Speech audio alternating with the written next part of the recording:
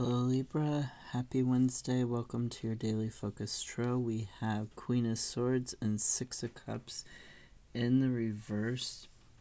So the Six of Cups in reverse, this can sometimes talking about having insecurity and really longing for protection. It can talk about feeling like, it can talk about actual childhood abuse or any sort of abuse that's going on now, particularly something to do with the past. And if you're not dealing with that past, that just keeps coming around to haunt you. So Six of Cups can also sometimes talk about nightmares in that way, or it can talk about being hyper vigilant or hyper serious because you're not dealing with that situation, those difficult memories or those difficult experiences. Sometimes it also talks about just living in the past in general and feeling like there's a scarcity, like there's a disappointment. So Queen of Swords in the reverse, this can talk about sometimes overly emotional or ambitious people, sometimes cruel and distant people, particularly, it doesn't have to be a mother figure. Queens are mother figures in the tarot, but it doesn't have to be. It can also talk about disappointments from the past that are, you're struggling to look at it from a non-emotional point of view. It can also, Queen of Swords in reverse can also talk about somebody, just like Six of Cups can talk about somebody who's vulnerable or easily manipulated. Queen of Swords in the reverse can talk about somebody who's easily influenced in a negative way by other people. So you really want to be mindful of that. And the influence is going to be because of these past situations. So if you haven't dealt with any sort of situation in the past, then you're going to be vulnerable to that situation being used against you in the present and in the future until you deal with it. It's a life lesson to learn something. So that's why people who were abused, who don't get psychological therapy, oftentimes, if they were abused as children, whether they admit it or not, they wind up with people who are abusive, sometimes in the same exact ways as an adult. Other times they wind up with somebody who's abusive in slightly different ways. But the cycle just keeps repeating until they learn or until they get help, get therapy for it, until they can recognize what is going on. So that could be something that you are stuck in. Hopefully not. If it is, I encourage you to get therapy, because it will help you not only get out of the current situation, but it will help you recognize the sort of people who are abusers. And then it will also help you recognize what like a healthy relationship should be, so you can avoid getting into any sort of further situations that are basically the same thing on repeat. So Strength, this is telling you to have the courage to realize your goals. It's telling you have the strength of your convictions, using your discipline to channel your passions in a constructive way, listening to your inner voice for direction and understanding what the consequences of your actions are. And the Queen of Wands is telling you to reconnect with yourself on a deeper level, reconnect with yourself in terms of your conscious, your ego mind,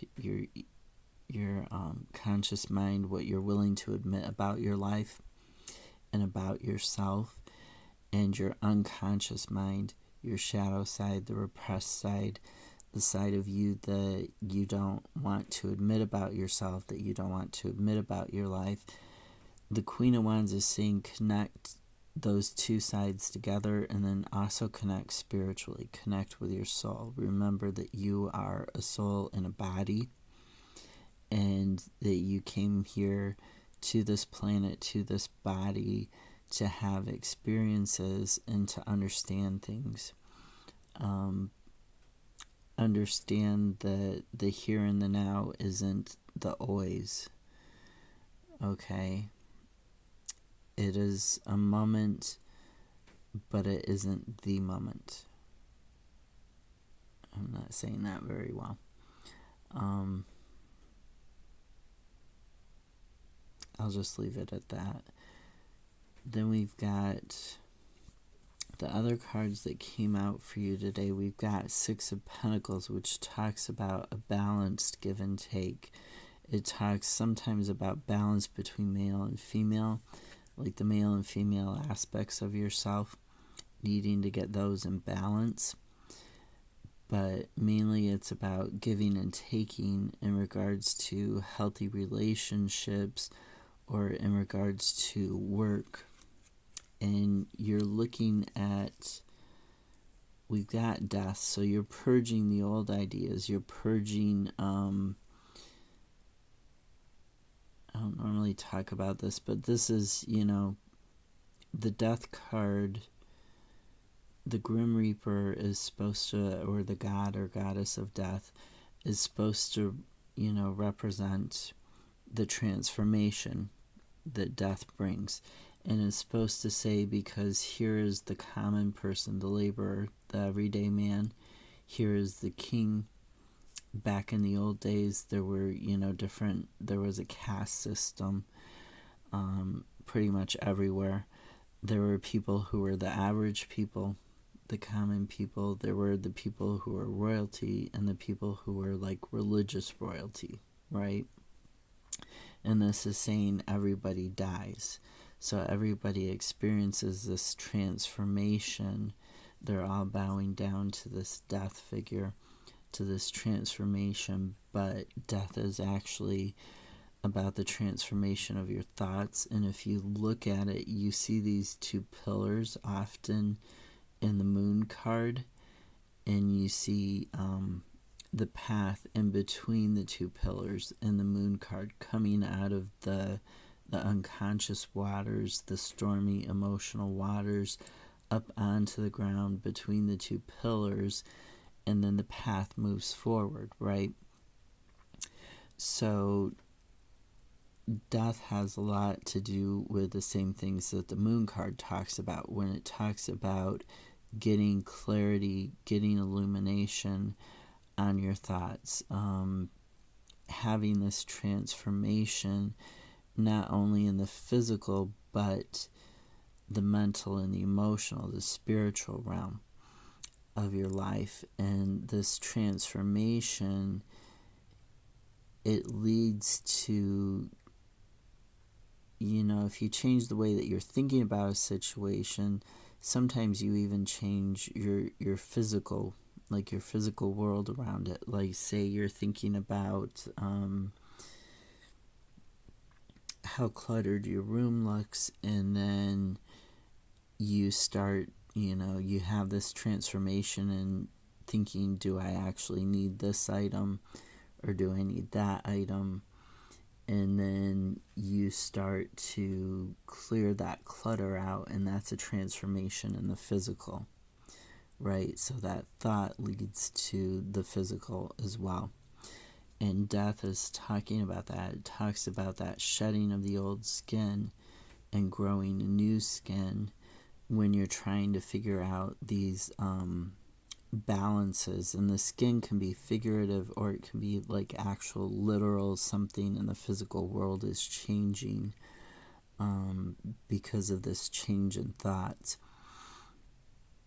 So you're looking at balancing, you're looking at changing your thought patterns, your behavior patterns, transforming your life and yourself, and you're trying to get this vision from where you've been to where it is that you want to go. You're trying to get this higher perspective on your life in order to find that path, to find that new doorway that's going to lead you to the new life, that's going to help you in this transformation and this change.